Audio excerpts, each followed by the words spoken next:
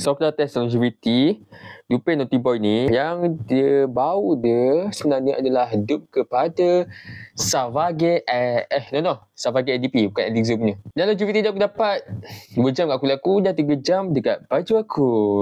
So yeah, projection dia bagi aku tadi aku test dia punya bau projection dia, dan sekejap je dia project. Aku tak tahu lah berapa minit, 10 minit ke 15 minit, something like that. Sebab aku biarkan lama tadi kejap. Ingatkan nak tunggu sampai 30 minit.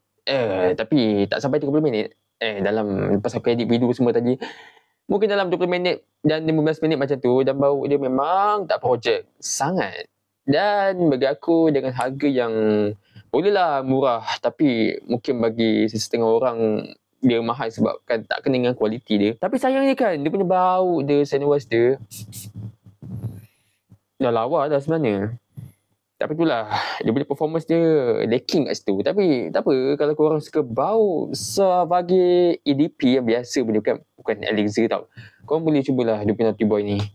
Performance dan dia punya longevity jangan tanya aku lah, aku dah bagi tahu dah pada awal. Tapi kalau korang rasa duit korang itu, korang nak cuba Dupin Naughty Boy, silakan.